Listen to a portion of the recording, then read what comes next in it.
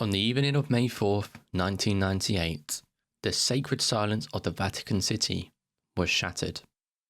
3 bodies were discovered in a quiet apartment near the Porta St. Anna. Among them, Howler Esteban, the newly confirmed commander of the Pope's Swiss Guard, his wife Gladys Meza Romero, and a young soldier named Cedric Tournay.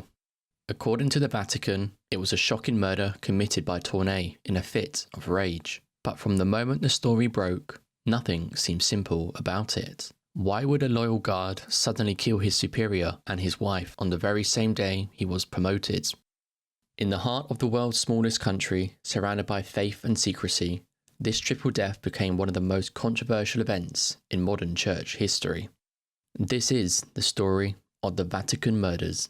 The Pontifical Swiss Guard is no ordinary army. Created in 1506, it is the world's smallest military force, and it's dedicated to protecting the Pope and the Vatican City.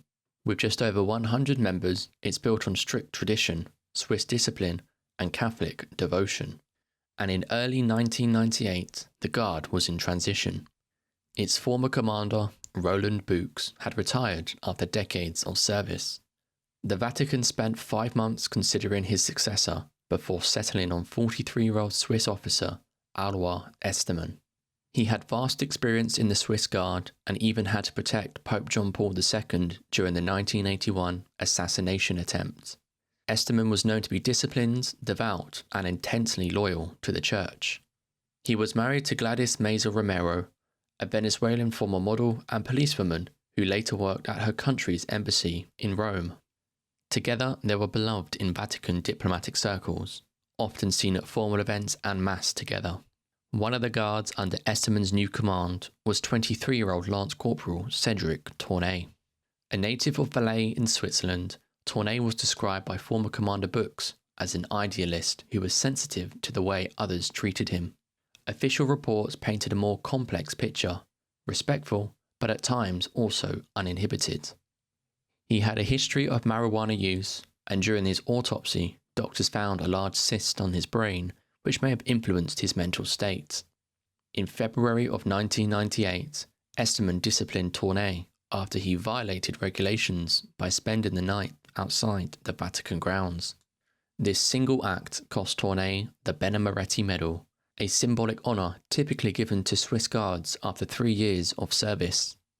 The denial of the medal came just 2 days before he was due to receive it, and it devastated him. Despite this, he remained in service, and on May 4th, Esteban was officially confirmed as commander. But that same evening, just hours later, Tournay would walk into his apartment, and 3 people would not walk out. Shortly before 9 p.m. on May 4th, 1998, the newly appointed commander of the Swiss Guard, Howler Esteban, was in his Vatican apartment with his wife, Gladys. He had just been formally confirmed as the leader of the Swiss Guard after serving months as an acting commander. While Esteban was on the phone, there was a knock at the door. Gladys went to see who it was. Standing there was Lance Corporal Cedric Tournay, armed with his standard issue P220 pistol. What would happen next would shake the foundations of the Vatican forever. According to the Vatican's investigation, Tournay charged in. He found himself face to face with Esteban and shot him twice, once in the shoulder and then once in the face, killing him almost instantly. He then turned his search to his wife, Gladys. The first shot missed and hit an elevator door outside the apartment, but the next shot struck her fatally. Finally, Tournay knelt down and shot himself through the roof of his mouth. A nearby nun, Annalena Meyer, heard the noise and rushed towards the apartment. The door was ajar, and she found Gladys's body and immediately searched for someone to help. Another guard, Marcel Reedy, entered and discovered the scene. All 3 bodies spread throughout the apartment and a pistol in a pool of blood beneath Tournay. The Pope's secretary was informed on the event, and soon Vatican officials began closing ranks as a defense response. A note was found in Tournay's room. It was addressed to his mother, and in it he bitterly detailed what he called years of injustice, singling out Esteban as a harsh and unfair commander. He mentioned being denied the Benemeretti Medal and referred to divisions between the French and German-speaking guardsmen. The letter ended in anguish. After 3 years, 6 months, and 3 days of enduring all the injustices here, they denied me of the one thing I wanted. It was a grim reality, but it wasn't enough for many. Why would a loyal, if troubled young guard wait until the day of Esteman's promotion to act? And why kill Gladys as well? Why end it all, alone, in such a final act? There were no explicit warnings, no confrontations, only a rising sense of quiet resentment that had gone unnoticed by many. Some believed that the final trigger came when he learned that Esteman, despite their recent tension, had not reconsidered the punishment that had cost him the Benemeretti medal. Whether it was pride, humiliation, or something deeper, the breaking point came fast, and it turned out to be fatal. Within hours, the Vatican investigators had locked down the apartment, and very little information would ever leave its walls. From that night forward, the Vatican murders would become one of the most scrutinized cases in its modern history.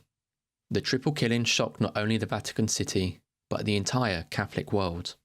Violence of any kind within the walls of the Holy See was almost unheard of.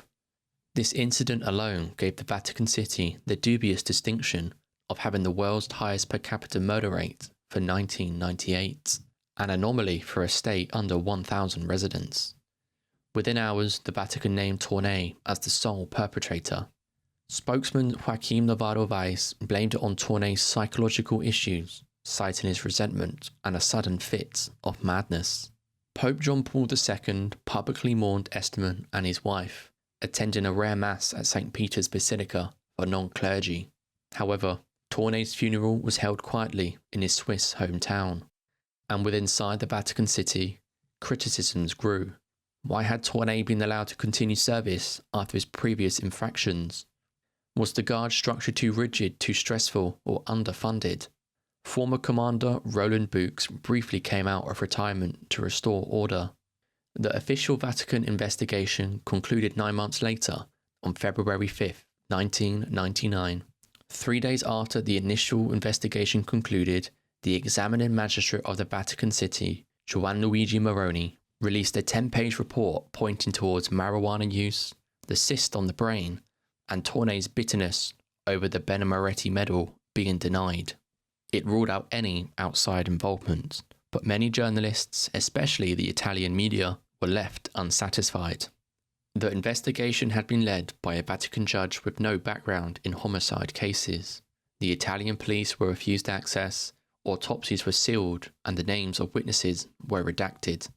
And with this, conspiracy theories began to flourish. Among those theories were that Esteman and Tournai were romantically involved, or that Esteman had been a spy, either for East Germany or Opus Dei, and that the murders were orchestrated to silence him. Some speculated the whole scene had been staged, but despite these rumours, no hard evidence ever emerged. But the truth, as many say, was already buried with the 3 bodies that night. Tournai's mother, Morgette Boudard, rejected the murder narrative. She hired Jacques Vergès, a controversial lawyer known for defending terrorists and dictators. In 2009, Swiss courts declined the option to reopen the case.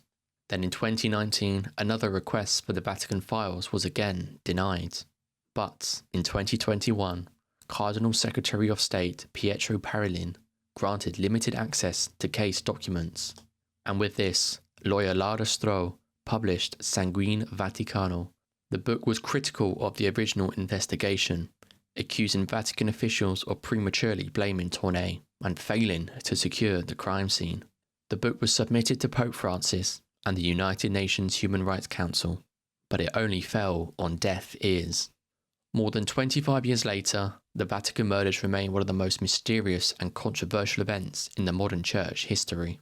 While the official story paints a tragic picture of discipline, rejection, and a guard's mental unravelling, alternative theories continue to be spread throughout books, documentaries, and online.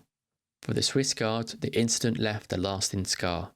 Security and psychological evaluations were strengthened, and command structures were re-evaluated. Esteman was posthumously honoured, while Tournai's family continued to dispute the narrative, inciting on a deeper, darker truth. The Vatican has never reopened the case, and no new evidence has ever surfaced, and with this, no clear consensus has ever been reached. In a city built on centuries of secrets and silence, the deaths of Alois Esteman, Gladys Meza Romero, and Cedric Tournay remain a grim reminder that even in the most sacred of places, lives can be cruelly taken away.